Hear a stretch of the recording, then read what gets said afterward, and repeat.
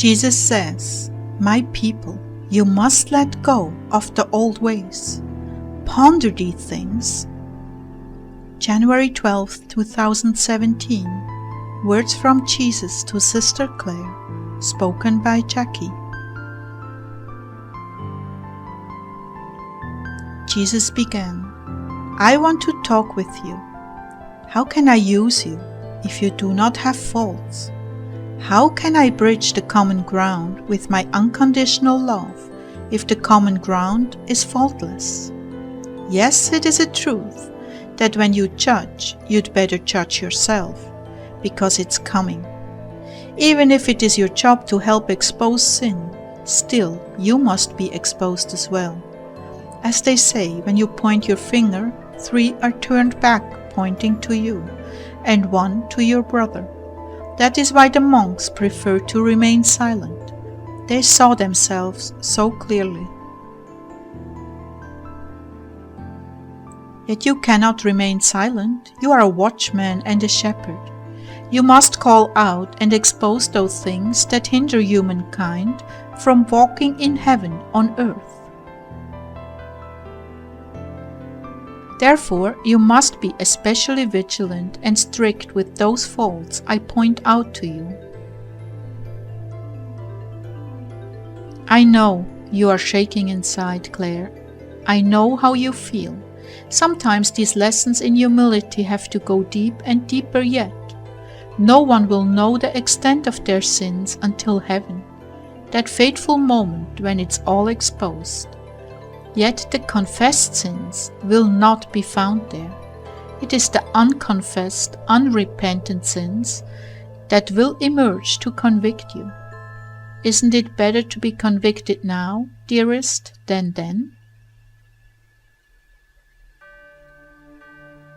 How I hate to see you suffer this way, yet it is necessary for purging, the refiner's fire, smelting the gold, which shall be fashioned into vessels on the king's table. Well, you truly must deal with these things and share them publicly, so I can heal even the most wretched cases of whom you closely approximate. You know well that what I say is true, because had these graces, given to you, been given to the worst sinner, they would by now be a saint. Yet you are still struggling. Why is this? Is it not because you have not totally abandoned yourself? Is it not that your flesh stubbornly clings to old ways? No matter, you have plenty of company, and that is why I am using you. Yet the more you love others, the more mercy will cleanse you and protect you. Do not let your guard down on love, ever.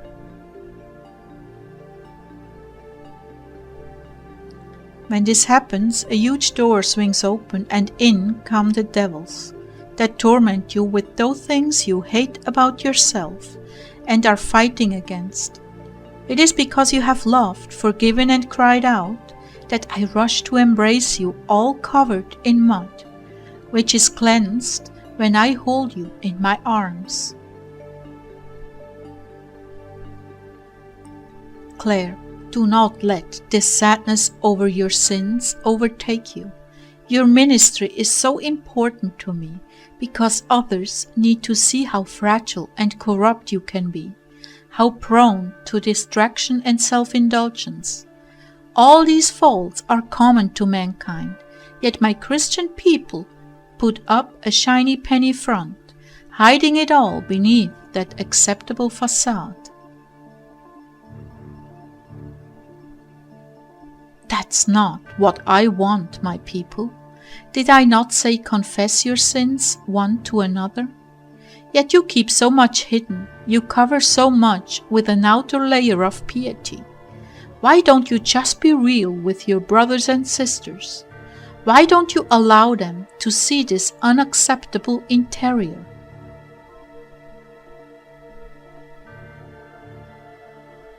Don't you know they are struggling to keep their fronts up with you? They suffer from this disease, just as you do. But when you confess, I heal you. When you share with others your weaknesses, I run to reinstate you. That is my entire purpose, to save sinners from themselves and make them ready for heaven. We may not have perfected you on earth, but if I can bring you to the point of contrition for wrongdoing, we are well on our way.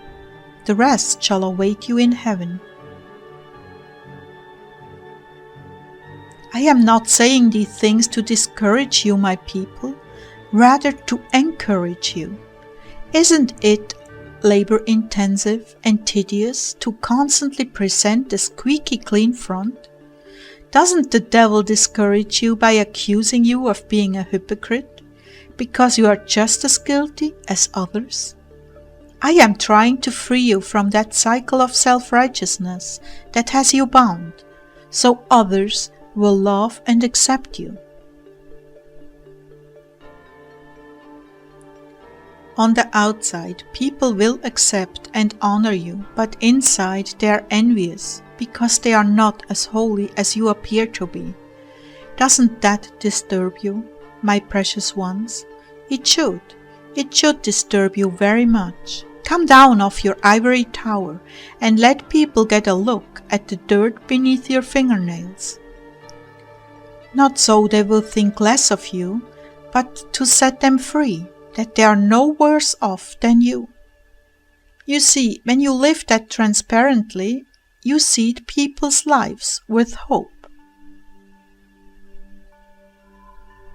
The accuser of the brethren never sleeps. 24/7 he is at work sending his demons to demean, demote, and demolish man's hopes. I want you to bring light into the world, not by revealing all your dirt, but by acknowledging who you truly are before men, that you are no better, that it cost me the same price to redeem you as it did the lowliest beggar on the street. It is when you stand in this place and see yourself that you will see me clearly. Your vision shall become crystal clear, and your life will begin to change, because you put more effort into loving me than in loving yourself and presenting that self-righteous image. I'm not chastising you. I'm asking you to reconsider who you are before man and God. This is how the poor and broken will discover me. Your littleness, like the hand of a little child, reaching out as she says, "Look, the Master is calling you. Don't be afraid. He came to rescue us. We are his little ones, and he is ever so gentle, loving, and forgiving. Don't despair over your sins. Take my hand. Let us go to the wellsprings of love, healing, and life everlasting. Come, don't be afraid. He awaits you." How do we do this, practically speaking? Clare, when you stand before me, acknowledging who you are, then you will stand before men and reveal to them who I am. It's that simple. A little child can do this. It is the adults who have spent their lives proving their worth to others that hinder me. This is not accomplished by words alone. You can't just say God did it all, or He is the one who did it, not me. This is an interior demeanor crafted by selected encounters with yourself, which I provide at the most critical times. These encounters, though very humiliating, transform a soul in such a way that this goodness of mine radiates from them. They're gone from inside themselves, and I am shining out from them. They've given up proving themselves, defending themselves, and let go of all the facades. Now they stand before me and men in clean robes, washed in my blood. Words are not necessary or convincing when they attribute all to me. unless it is accompanied by that very real and raw conviction. Men and women are sensitive beyond what you comprehend. They have a sense about the soul, and my spirit bears witness. This one has met the Master. This one has been on the potter's wheel. This one has been ground to fine dust and risen again in the waters of new life. This one knows him. So why have I taken this topic up? Because you, my people, must let go of the old ways, the old masks and cover-ups you've used on men all these years. You are standing before me now. You are my ambassadors of love to mankind, and you must reflect by your authenticity and humility that you have been in my presence, that you know the way to my chambers, and what awaits all who come there is unconditional love, healing, and cleansing. Be not afraid, my people. Be not afraid to lead others to me by being who you truly are before me. Do this, and they will come running. They will see something different about you, something real, something not of this world. You have mined the gold and been in the refiner's fire, and you know him. When you are faithful to do this, they will rush to know me